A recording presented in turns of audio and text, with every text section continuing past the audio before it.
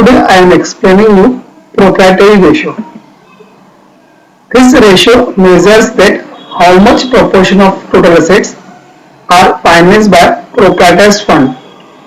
By this ratio, unsecured lenders and creditors can check that how much safety margin available to them. A high ratio gives higher safety to lenders, whereas a low ratio gives lower safety to lenders. It is calculated by any of the following formula. A is pure ratio, that is total assets divided by debt.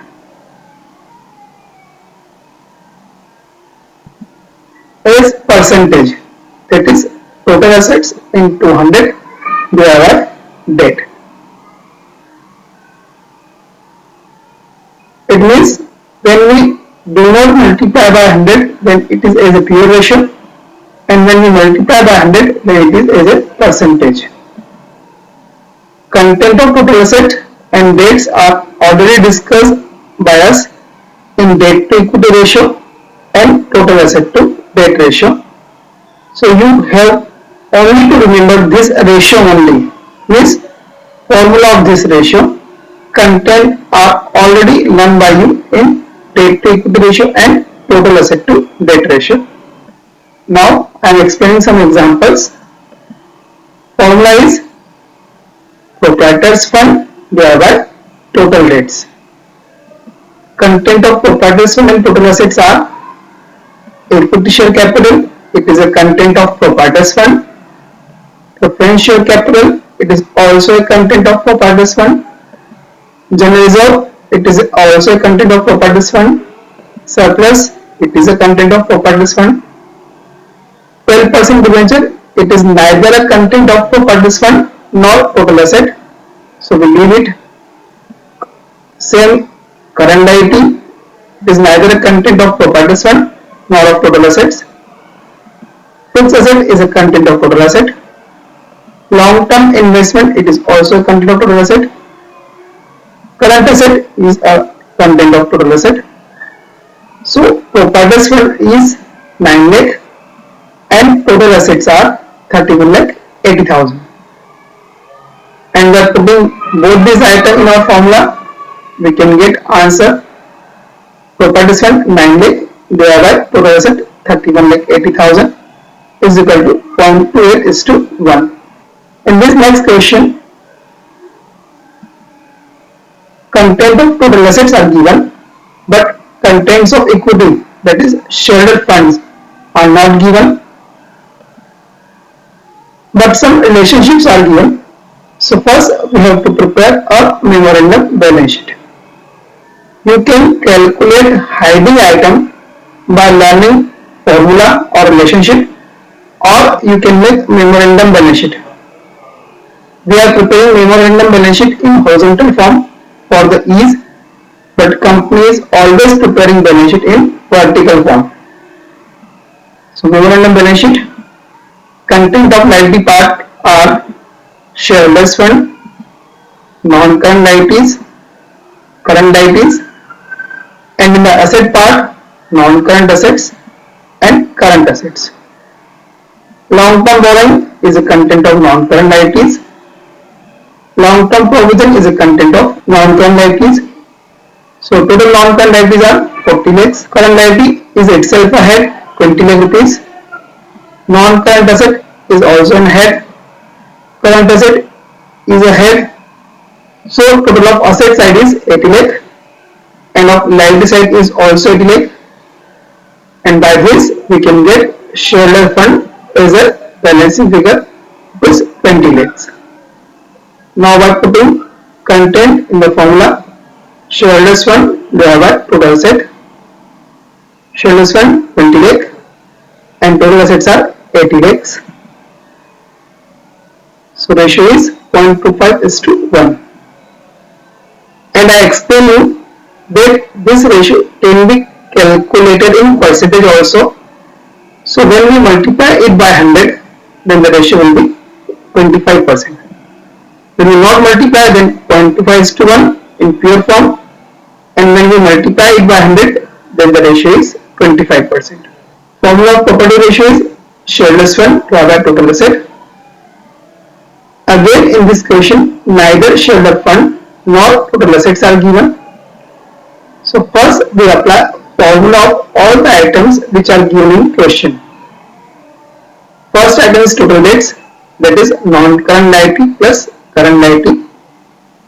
Value of total debt is 12 lakh, but non-current liabilities and current liabilities both are not given, so we cannot able to calculate any value.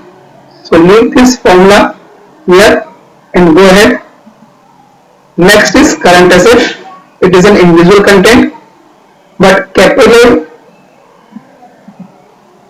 Next is current asset. It is an individual content, but capital employed is a calculated item.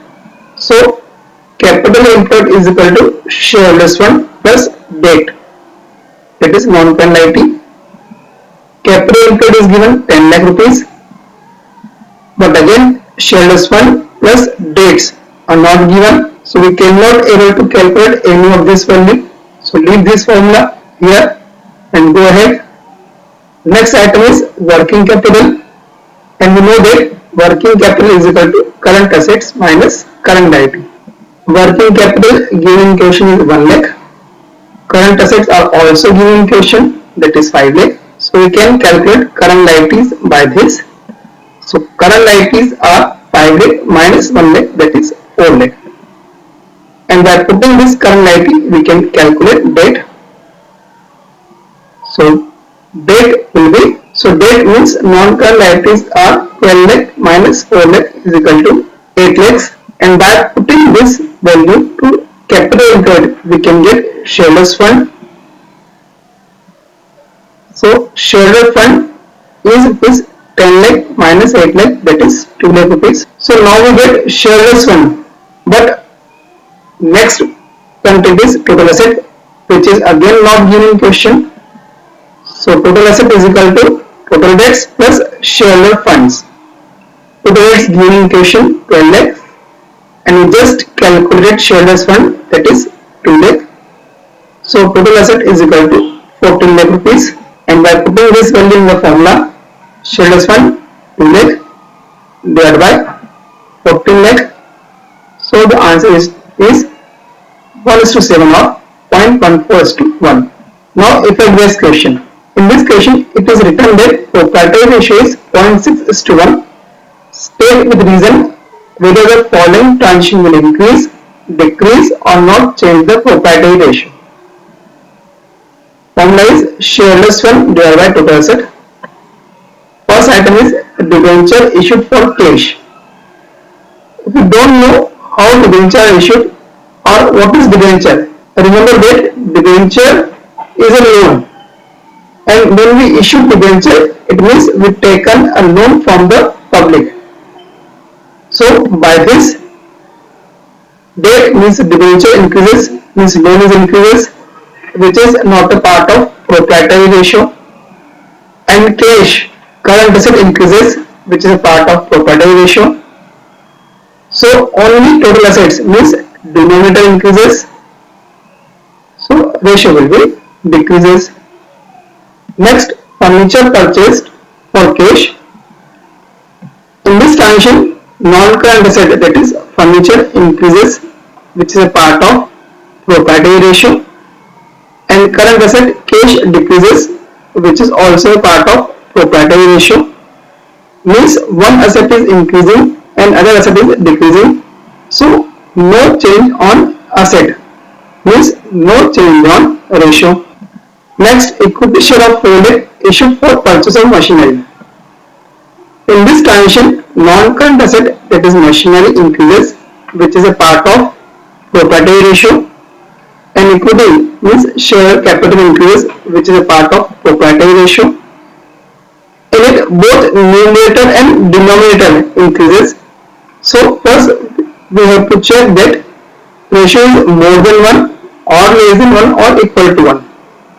It is 0.6:1, which is less than 1. So in this case, apply rule of numerator and ignore change in denominator. I am stating again and again, if you do not know how change in numerator and denominator impact on a ratio, then watch carefully current ratio part 3, in which we explain how to identify impact of a case on a ratio.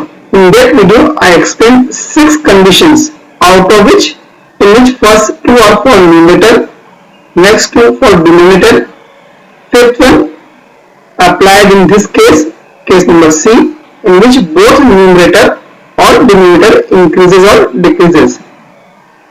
Ignore change in total assets means denominator, and shareholder fund means numerator increases, so ratio will be increases.